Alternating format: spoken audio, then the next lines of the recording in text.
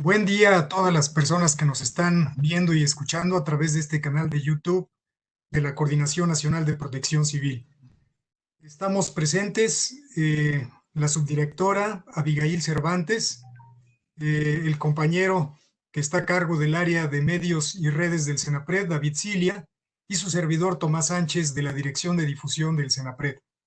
Vamos a iniciar con esta charla que está muy relacionada con el manejo de recursos de información para protección civil. Por favor, si son tan gentiles en cambiar a la siguiente diapositiva. La siguiente, por favor. Bueno, me corresponde dar una breve introducción a este tema y pasar la palabra a mis compañeros, a Abigail y a David. Como parte inicial, para dar contexto a lo que vamos a ver el día de hoy, para nosotros es muy importante el que sabemos que tenemos un público pues muy interesado en protección civil, ya sea de los estados, de los municipios, de las unidades de protección civil en el sector privado o del sector público. Y es importante, como decía, el que vayamos identificando cuáles son estas herramientas que nos van a permitir desempeñarnos mejor en la comunicación para la reducción de riesgos, ya sea también con fines educativos o con fines de difusión cultural, o simplemente en la actividad diaria de la protección civil. Nos enfrentamos a muchos retos y trataremos de que el día de hoy tengamos todos varias herramientas o identifiquemos estas herramientas y algunos retos también importantes de cómo manejar la información o los recursos de información para protección civil. Inicialmente en esta lámina quiero destacar que todos los procesos de comunicación, me voy a dirigir un poco más hacia este tema, que realizamos en protección civil, pues sabemos que debemos de tenerlos o distinguirlos en todas las dimensiones que manejamos pues en el día a día. Sabemos que tradicionalmente hablamos del antes, el durante o el después, y que esto se relaciona pues con la prevención, preparación, respuesta o recuperación ante situaciones emergentes o desastres, cuando es un caso extremo. De manera que debemos de tener entonces muy preparada esta información, accesible, disponible, identificar fuentes, como lo veremos más adelante, y conocer en dónde están estos acervos o recursos de información de los que podemos echar mano. En esta misma lámina también destacamos que la información tiene un componente dual, yo así lo llamaría, que le da una gran vigencia e importancia. Una de ellas es que la información en protección civil también se constituye como una demanda de la sociedad. La sociedad en varios momentos, y lo estamos viendo inclusive con esta contingencia sanitaria, exige, demanda, pide tener acceso a información oportuna, fresca, digamos, y de referentes bien confirmados. ¿Por qué? Pues porque también se tiene que contrastar con todo este mundo y gran cantidad de información que está fluyendo por las famosas redes sociales, por el Internet, por medios informativos, etcétera. De manera que entonces sí tenemos una demanda social que sabemos que está ahí, que puede ser un poco pasiva cuando hablamos de la prevención y que muchas veces no demandan tal cantidad de información como se hace en emergencias o crisis, pero que hay que estar preparados para tenerla y administrarla o manejarla bien. Pero por otra parte, cuando hablaba de esta dualidad de la información en protección civil, también debemos de pensarla como un recurso estratégico, no solamente para los titulares, para los que trabajamos en protección civil también, es un recurso para toma de decisiones. Entonces, de aquí la importancia de que no solamente para el trabajo de protección civil esté disponible, sea información verificada, repito, sea información accesible, oportuna, que la tengamos, sepamos quién la genera, que la confirmemos antes de difundirla y que nos permita también dar acceso a la población de esta información cuando más lo necesite. De hecho, hago referencia al artículo 41 también de la Ley General de Protección Civil, donde nos dice que la población expuesta y vulnerable a un peligro tiene el derecho a estar informada de ello y a contar con vías de participación y opinión. Este artículo 41 de la Ley General me parece que también lo debemos de tener muy presente porque hace referencia a ese derecho a la información o al acceso a la información y en nuestro caso es información que está relacionada o que puede ayudar también para la vida humana, la protección de la vida humana, para nuestra seguridad. De ahí que también retoma pues una alta relevancia. Y aquí cierro esta lámina con una cita de dos comunicólogas argentinas de una publicación relativamente reciente, del 2014, sobre comunicación de riesgo, donde ellas hablan que atravesar por una situación de riesgo genera, pues, como es en general, incertidumbres, y que para reducir estas incertidumbres se debe satisfacer prioritariamente necesidades de información. Esto se logra operando procesos efectivos de comunicación, y si estamos de un lado o de otro, ya sea como autoridades o personas que estamos en la administración pública o simplemente como ciudadanos interesados en nuestra seguridad y en la información que se está generando para la protección de nuestra vida y bienes, pues como lo queramos ver, esta información es muy útil y la debemos de tener pues perfectamente disponible e identificable. La siguiente, por favor. Bueno, aquí estamos destacando en las primeras viñetas las grandes funciones que de alguna manera u objetivos comunicacionales que se pueden perseguir o se pueden ver en términos muy generales en la protección civil. No me detendré a leer cada una de ellas, mis compañeros van a abundar un poco más en ellos, pero pues no es algo que desconozcamos quienes ya estamos trabajando en protección civil. Para el público en general que nos está viendo, pues sabemos que todas ellas, todas estas precisiones que se hacen respecto de rumores, mitos que puede haber en torno a algún riesgo, la preparación de nuestra misma población de qué hacer, cómo actuar, cómo responder, qué actitud tomar ante ciertas condiciones de riesgo, etcétera, el por qué suceden los fenómenos, cada cuándo suceden, cómo impactan, qué ha pasado en la historia de nuestra localidad, etcétera, pues todo esto se engloba en lo que gruesamente podemos llamar funciones de la comunicación de riesgos. Y es algo de lo que nos toca revisar en esta sesión, y abundarán, como dije antes, mis compañeros un poco más en los recursos que podemos utilizar para poder trabajar estos temas. También en forma muy genérica podemos decir que nuestro gran reto es que diversos sectores de la población identifiquen oportunamente los riesgos que estén presentes, que sepan también cómo reducir o evitar la construcción de nuevos riesgos y que tomemos decisiones informadas.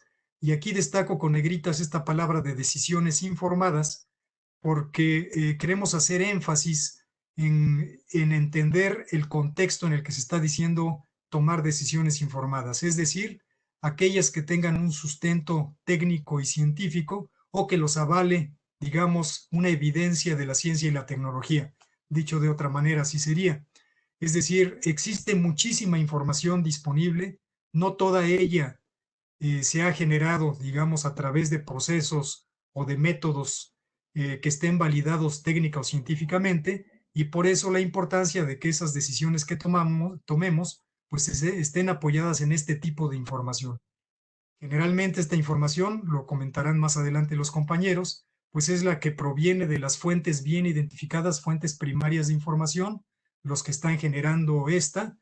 En un caso muy cercano, pues es el Centro Nacional de Prevención de Desastres, quien genera mucha información sobre ciertos temas, pero no de todos. Entonces, de ahí la importancia de saber quiénes son las demás fuentes, qué es lo que tienen en sus portales, etcétera. La siguiente, por favor. Bueno, ya prácticamente para terminar esta introducción y dejar que abunden más mis compañeros, quise denominar esta lámina como la cadena de valor en la construcción de una cultura de protección civil.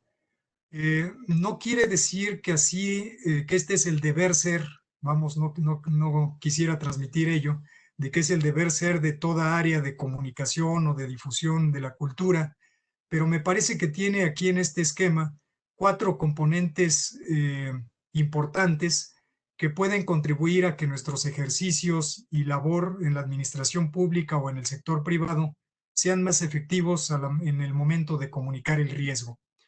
Me parece, y esto está retomado un poco de la experiencia del CENAPRED, ahora que estamos haciendo una evaluación de los avances que tenemos en diferentes temas después de 30 años de actividad del centro, del CENAPRED, hicimos un poco un análisis de cómo ha evolucionado también la configuración de nuestras áreas. Y en este esquema, repito, tenemos cuatro bloques importantes. Quisiera empezar por el que está en la parte superior, donde dice información documental. Es muy deseable en todas las áreas de protección civil, a cualquier nivel digamos, ya sea municipal, estatal o nacional, o también en el sector privado, sector social, que tengamos y dediquemos tiempo y recurso también a integrar acervos. Esto de tener acervos documentales o archivos ordenados, de hecho ya tenemos hasta una ley de archivos que antes no existía, pero que tal vez no se le pone la suficiente atención. Es muy importante el hablar de tener documentalistas deseablemente, bibliotecólogos encargados de documentar todas las experiencias que tengamos de los eventos críticos, de desastres, aciertos y errores. Todo esto nos permitirá también tener aprendizaje disponible y aprender de ello para que no nos vuelva a suceder. Uno de los grandes o graves problemas en nuestro país es que perdemos muy rápidamente la memoria de los sucesos históricos y por tanto entonces también estaríamos, como dice ese refrán, condenados a repetir la misma historia. Hay que aprender también del pasado y de estas experiencias y de ahí la importancia de tener integrados y preservar estos acervos documentales. Por ello, hacemos un llamado a que si no podemos lograr constituir toda una biblioteca en temas de protección civil, gestión o manejo de riesgos, etcétera, mínimamente si tengamos un archivo bien ordenado que vaya documentando pues todos estos aspectos porque sirven para el aprendizaje y para transmitir ese conocimiento. En un segundo punto o de esta cadena está el tener algún área o algunas personas también o recurso que pueda apoyar en la generación o producción de materiales. Nosotros dentro de Senapred hablamos de un área de servicios editoriales, que por cierto su titular es Abigail, quien nos va más tarde a dar también algunos tips interesantes. En este caso, el tener un área dedicada a la producción de contenidos nos va a dar también un respaldo muy importante porque estarían revisando todo aquello que va a ser publicable. Sabemos que cada vez que se hace una publicación, que la emitimos ya sea por redes sociales, ya sea un boletín, ya sea un folleto, un cartel, etcétera, también va de por medio una imagen. Y hay que cuidar tanto el contenido como la imagen, ya sea institucional o de la misma organización si es del sector privado. Por ello, muy importante es también especializarnos un poquito en ello o tener de plano ya algún recurso contratado destinado para esta generación de contenido, integración de contenido, revisión, para que aseguremos esa calidad de lo que se está publicando. Una tercera área tiene que ver con la comunicación social en términos genéricos. Nuestro compañero David Cilia, que él es de formación comunicólogo, él es periodista, nos va a dar también algunos tips interesantes, pero hago aquí la referencia de que también es un tema, y más aún en la actualidad, donde tenemos un auge muy importante de la comunicación digital, requerimos tener especialidad en el manejo y en la organización y control de la información.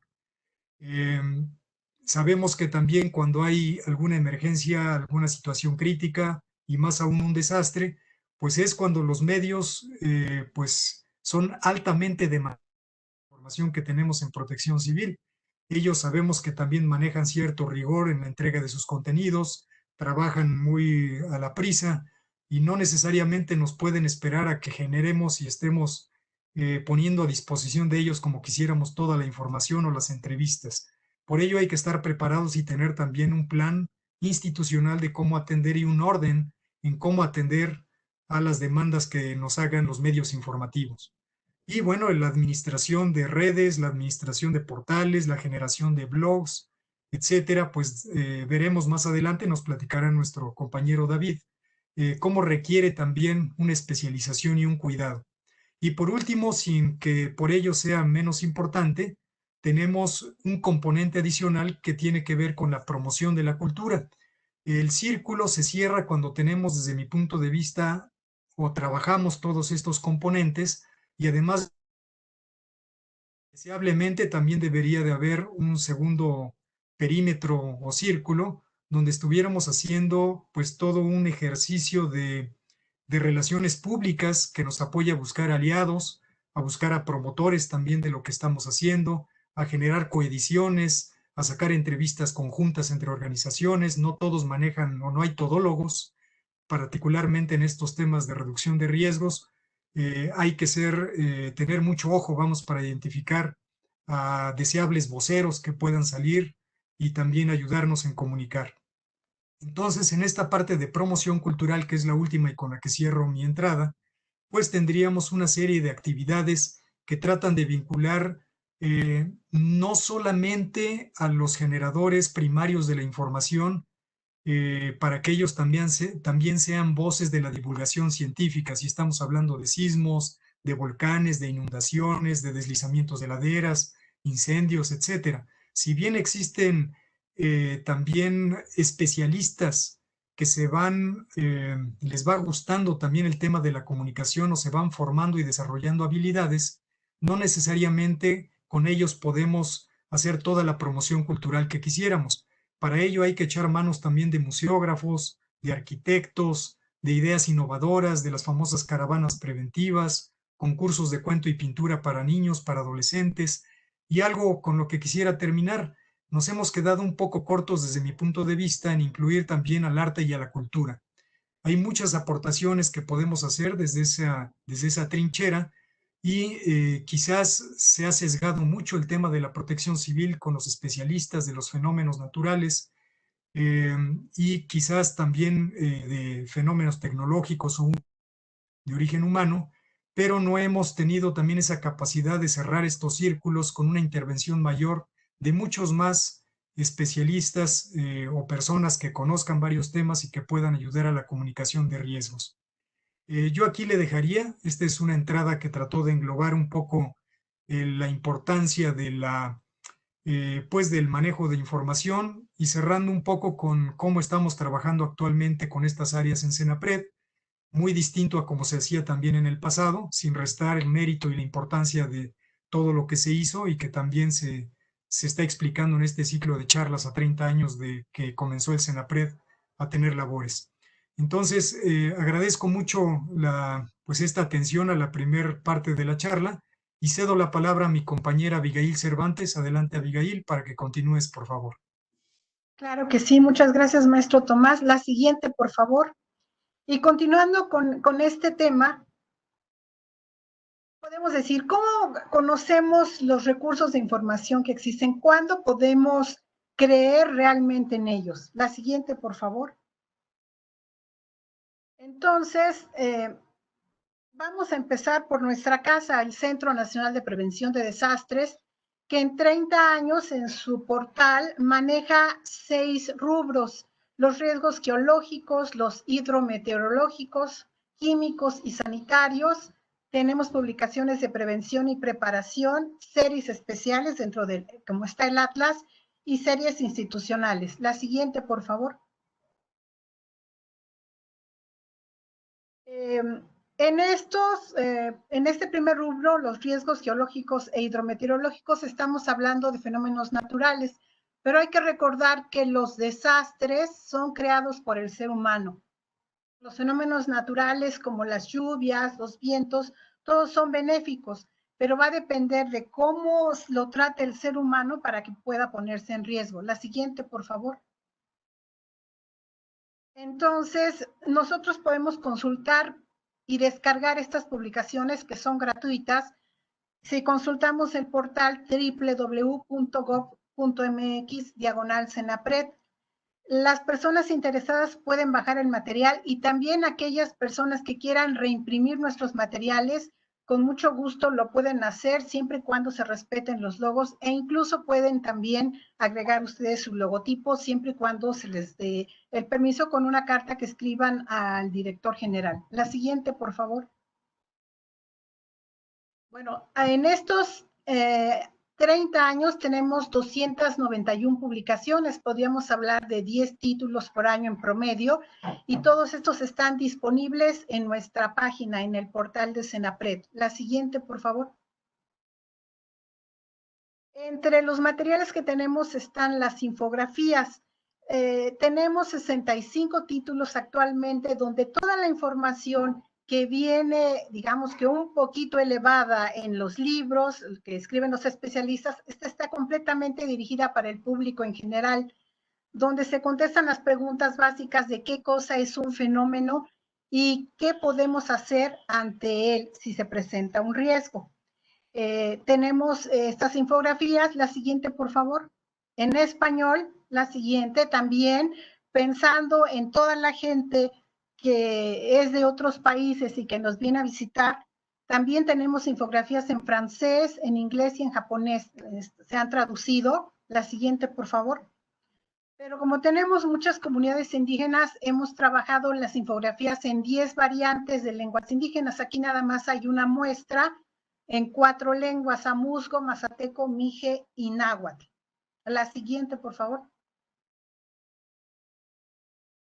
Otras publicaciones que tenemos y que ha sido base de ya característica del Centro Nacional de Prevención de Desastres es el impacto socioeconómico de los principales desastres ocurridos en México. Aquí se recopila todo lo que ha sucedido y cuánto nos costó. Por eso la importancia de prevenir es fundamental para que no nos cueste tanto. Hay mejor invertir en la prevención. De 1980 a 2017 tenemos 19 impactos. En el número 1 comprende de 80 a 1999 y los demás pues son el resumen de lo que ha sucedido cada año y también con ediciones especiales como los acontecimientos de Tlahuelilpan. La siguiente, por favor. De lo que se ha trabajado mucho con comunidades, porque lo importante es comunicar el riesgo para estar prevenidos. Por eso tenemos este manual de comunicación que es producto del trabajo en campo, es producto de 3 años de trabajo en campo y que donde se trabajó es en municipios que tienen declaratoria de emergencia y que están catalogados por el Instituto Nacional de Geografía como alta marginación. La siguiente, por favor. Resultado de eso también tenemos este catálogo de estrategias participativas. Todos los trabajos han sido probados y lo fundamental es que cuando se trabaja en las comunidades se les pide que vayan a las fuentes oficiales, como mencionó el maestro Tomás, y no hacer caso a rumores. La siguiente, por favor. Este es otro resultado, la guía metodológica, diagnóstico sobre la percepción local del riesgo de desastres que se hizo en MEDLAC, en Veracruz. Es un trabajo muy importante porque es la percepción que tiene la gente de lo que son los peligros, lo que son los riesgos y qué es lo que pueden hacer. La siguiente, por favor. Es muy importante, nosotros insistimos en eso, en no hacer caso a rumores. Hay que consultar las fuentes oficiales en las instituciones públicas y privadas. Esta es una infografía donde hablamos justamente de no hacer caso al rumor. Siempre ha habido rumores y seguirán existiendo. La siguiente, por favor. Por ejemplo, ahorita tenemos la primera crisis mundial de desinformación, de acuerdo con la Organización Mundial de la Salud. Esto se denomina infodemia, que es una crisis informativa, es una desinformación completa. Las fake news están a todo lo que da, las noticias falsas, y sobre todo se van con el miedo que tiene la población. Y esto va por todos los medios. Seguramente ustedes los han escuchado o han recibido en su WhatsApp información de que están regando el virus, en fin, hay mucha desinformación que provoca miedo. Entonces, lo importante es no hacer caso a estos rumores, a esta infodemia que está clasificada ahorita. La siguiente, por favor. ¿Y cómo no podemos hacer caso? Nosotros también tenemos una infografía dirigida a los periodistas, donde se les dice que se deben ir a las fuentes oficiales. La siguiente, por favor. Entonces, depende del fenómeno que se esté investigando o del riesgo que se presente o de lo que esté sucediendo, es a donde debemos acudir a solicitar la información. La siguiente, por favor. Entonces, tenemos consultas y fuentes oficiales. Esto también lo pueden consultar. Toda esta información está disponible en la página del CENAPRED, en nuestros manuales. Por ejemplo, en la Secretaría de Marina ¿Qué podemos consultar? Bueno, la siguiente, por favor. Tenemos ahí que ellos manejan el centro de alertamiento de tsunamis. Muchas ocasiones nos dicen, no, es que hubo un sismo y va a haber un tsunami y espantan a la gente. No, por eso tenemos nosotros las fuentes para consultar. La siguiente, por favor.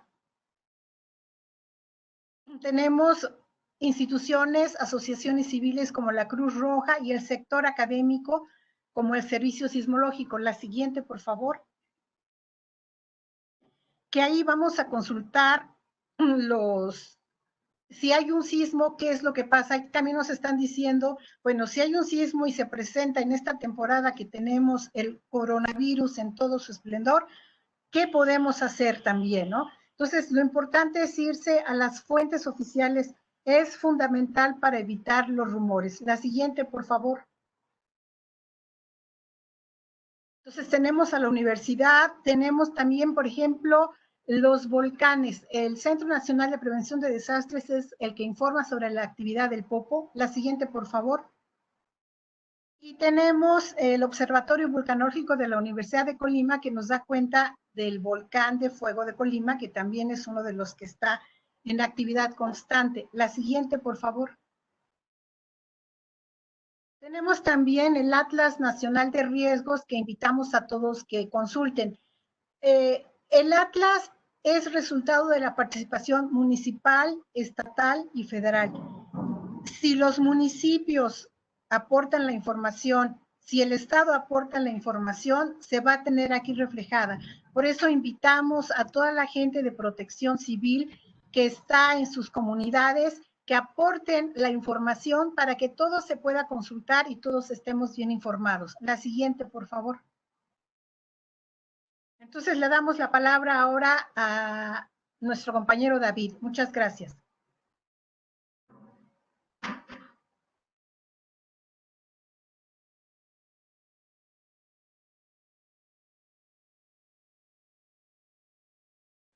Bien, muchas gracias.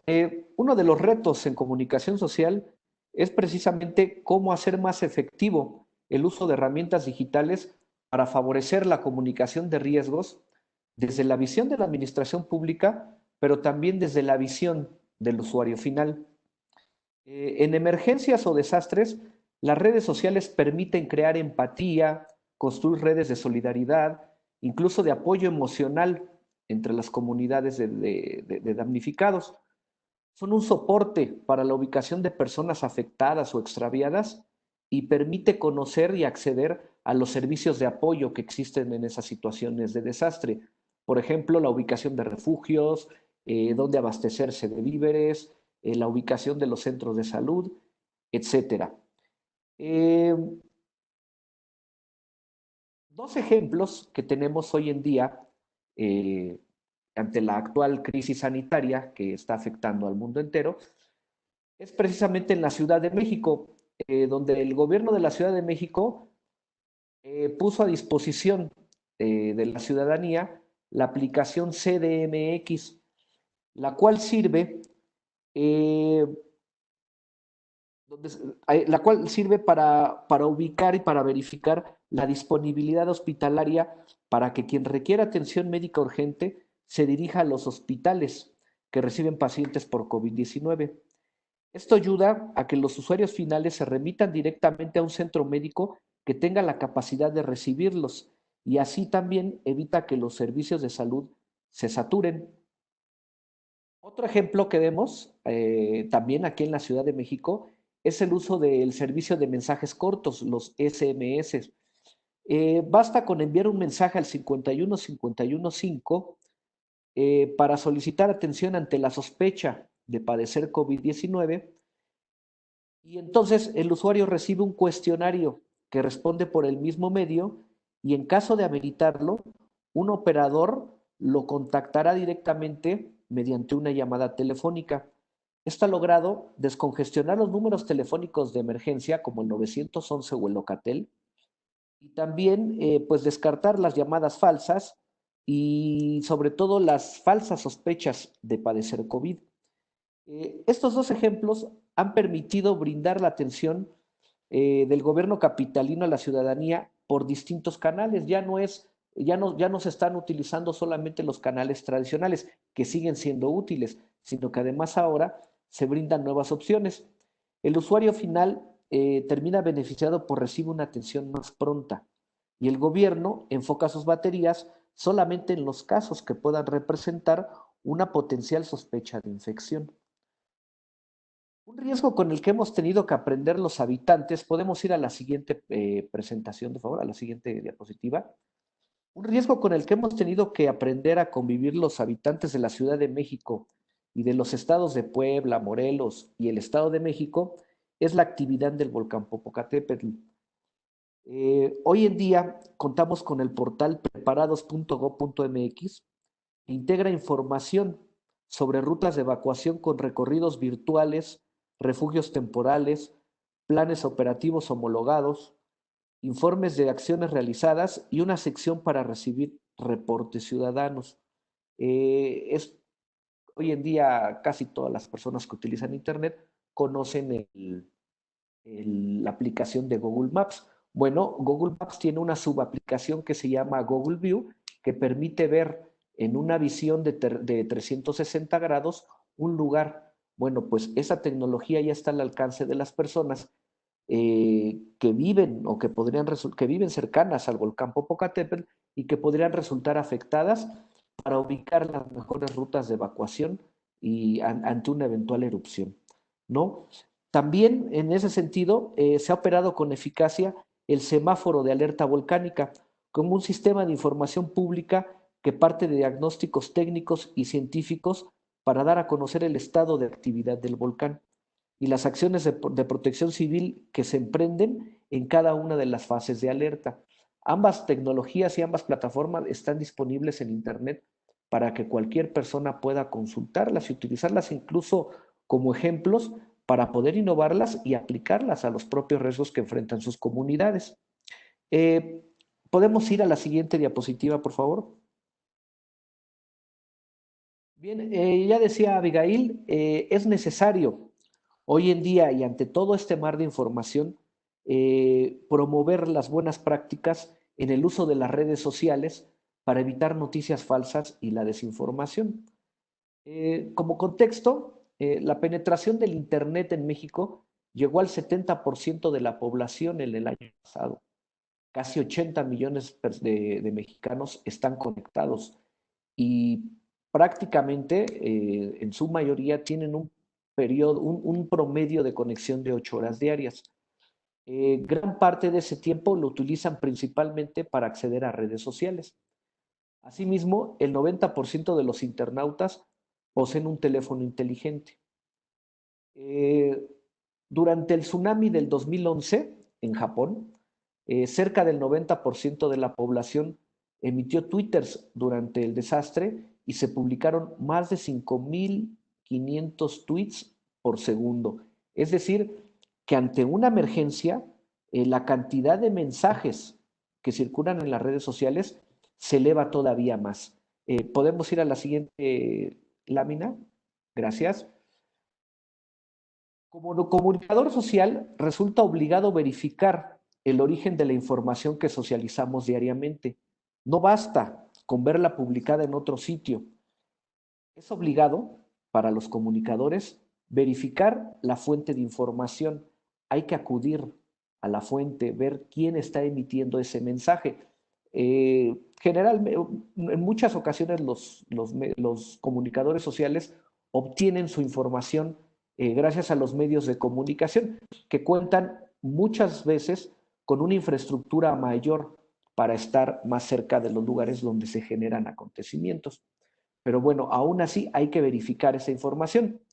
También hay que confirmarla, no basta con leerla y que sea publicada en un sitio o en un portal de una institución, sino hay que confirmarla. Es decir, hay que verificar que realmente esa persona o esa institución o ese medio de comunicación esté emitiendo información verídica y que sea verificable. Y finalmente, hay que publicarla con oportunidad ante los desastres. Uno de los factores más importantes es la oportunidad con la que publicamos la información. Tenemos que llegar con la mayor rapidez, pero también con la mayor prudencia para informar a la población sobre lo que puede acontecer en sus comunidades. Esto es un viejo debate, el viejo debate que ha enfrentado el periodismo, que es el de la precisión contra la rapidez. En un principio se pensaba que se tenía que ser preciso, y conforme fueron avanzando los adelantos tecnológicos, se pensó que bastaba con ser rápido, con publicar primero. Y bueno, de tal suerte que hoy tenemos, sigue siendo vigente ese debate. Y bueno, pues hemos caído en la cuenta de que no basta con ser preciso, como tampoco basta con ser rápido. Hay que ser preciso, pero también hay que ser rápido. Entonces, eh, cualquiera pensaría que debido a los adelantos tecnológicos y a la masificación del Internet, las reglas del periodismo también han cambiado, pero es ahora cuando más se deben afianzar los principios que lo rigen, pues al existir un mar de información en la web y en las redes sociales, resulta fácil equivocarse. Definitivamente ha cambiado la forma de hacer periodismo, pero sus reglas se tienen que cumplir incluso aún con más rigor.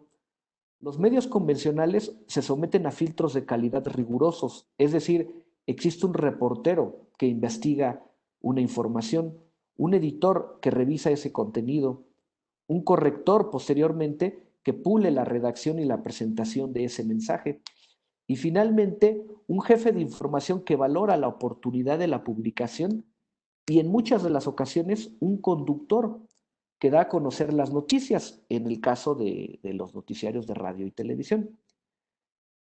Aún así, es muy común ver rumores que se divulgan con amplitud en los medios digitales.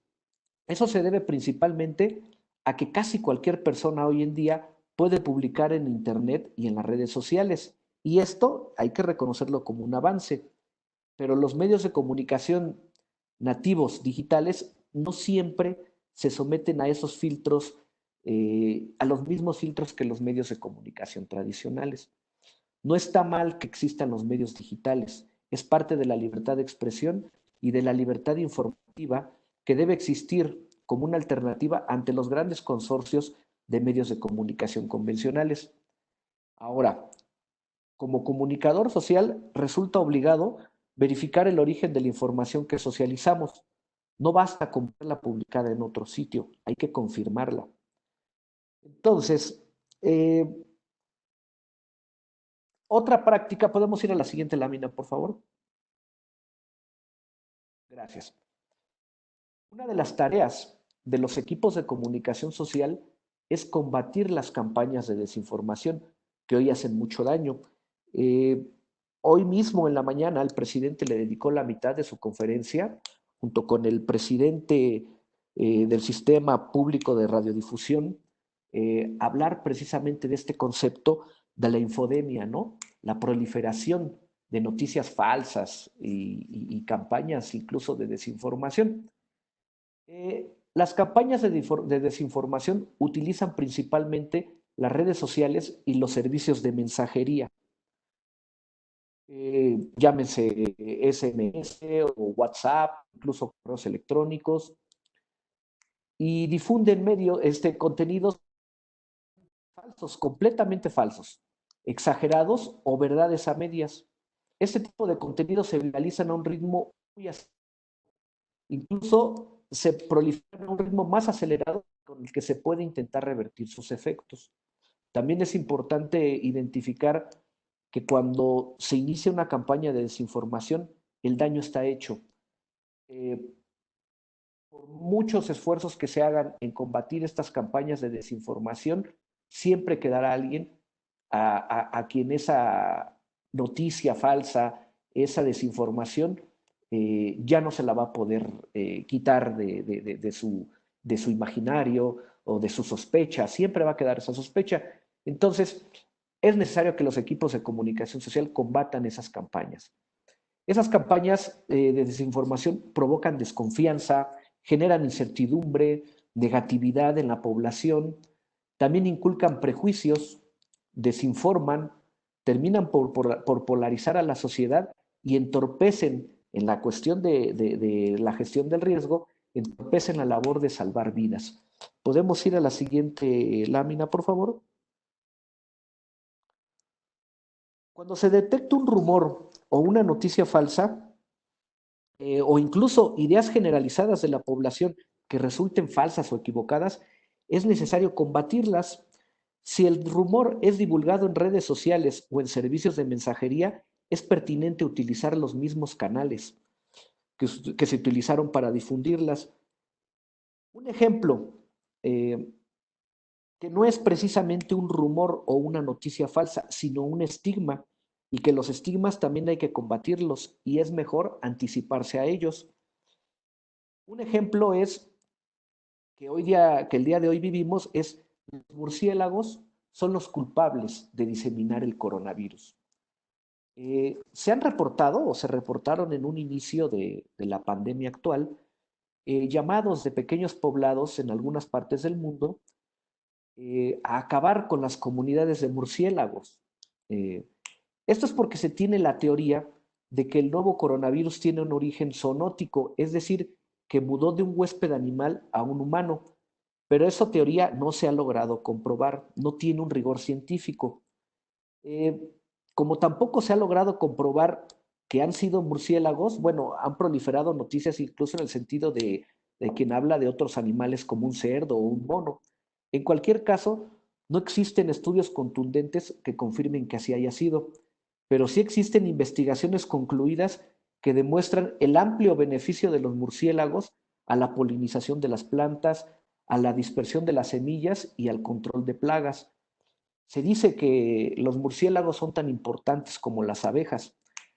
Entonces, este tipo de información se puede utilizar para contrarrestar el estigma que ahora tiene que cargar esta especie, que son los murciélagos, y con el consecuente deterioro al ecosistema. Entonces, es necesario emprender campañas que contrarresten la desinformación, las noticias falsas, etcétera. Podemos ir a la siguiente lámina. Un ejemplo que nosotros pusimos en práctica en el Senapred fue precisamente el mes pasado.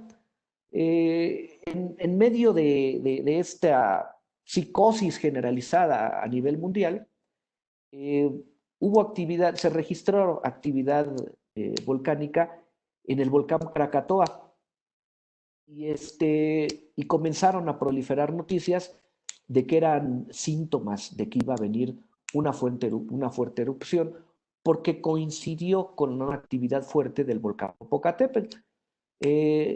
La noticia proliferó, pegó bastante.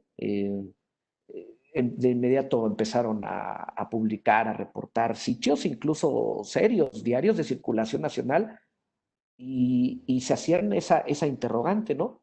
Que si se esperaba acaso una explosión más fuerte, en el caso de México, del volcán Popocatépetl. Bueno, la comunidad científica tiene bien comprobado que el volcán Popocatépetl, así como el Krakatoa y otros volcanes más, pertenecen a una zona de alta actividad volcánica y que es el Cinturón de Fuego del Pacífico. Bueno, nosotros en el Senapred tuvimos que realizar la publicación de un blog en la página oficial del Senapred para tratar de explicar este fenómeno. Y también utilizamos las redes sociales, específicamente Twitter, para explicar el fenómeno y explicarle a la gente que es normal que en esta zona conocida como el Cinturón de Fuego, los volcanes registren actividad cotidianamente, a veces más fuerte, a veces más leve, pero es una zona que todo el tiempo está en actividad. Y bueno, este es un ejemplo de cómo pueden contrarrestar este tipo de campañas. ¿Podemos ir a la siguiente lámina, de favor? Bien, finalmente, ¿qué tipo de documentos están disponibles? ¿Qué herramientas existen para los periodistas y para los comunicadores sociales disponibles en la red? Bueno, tradicionalmente, comunicación social y periodismo son conceptos distintos, pero comparten los mismos principios de veracidad, oportunidad y precisión.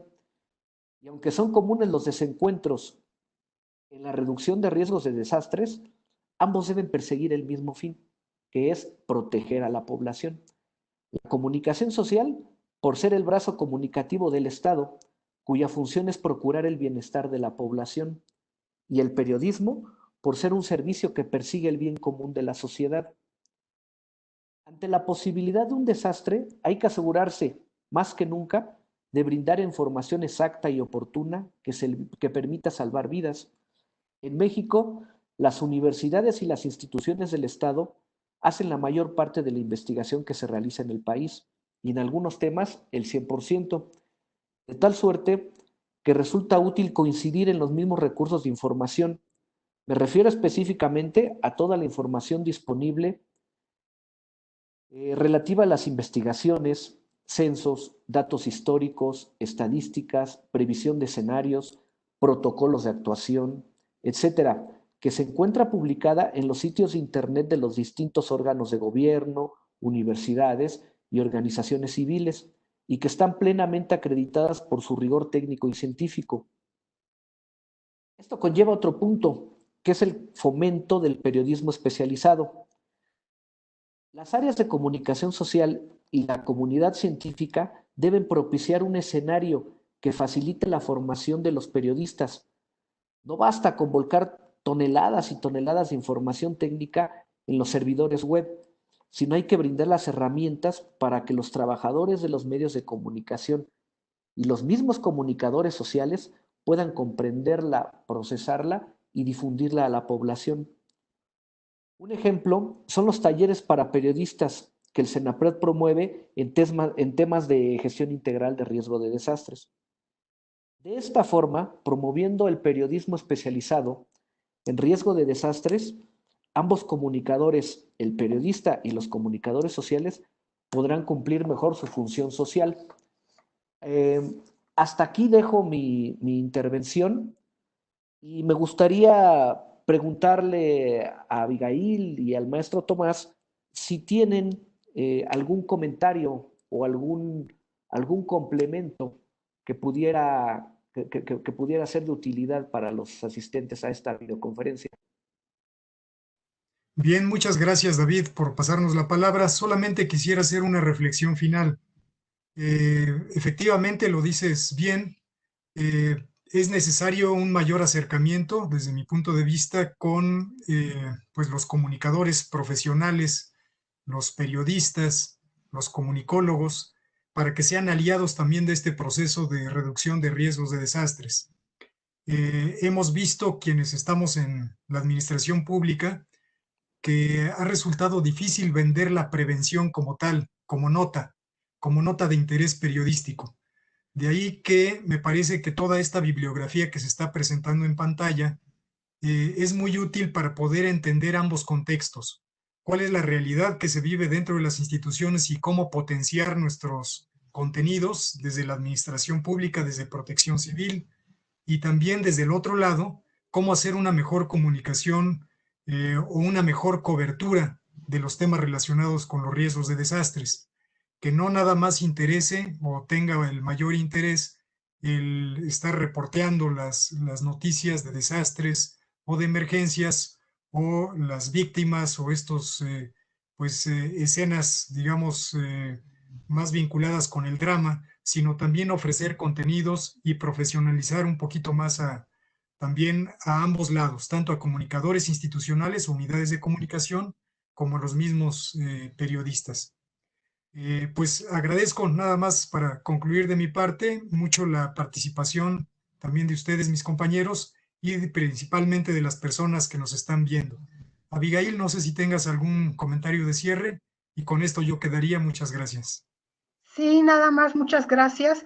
Pues invitar a todos los que nos están escuchando y nos están viendo a que se interesen un poquito más por la lectura de todos estos temas. Es muy importante para poder dar una veraz información y así poder ayudar a la población. Muchas gracias.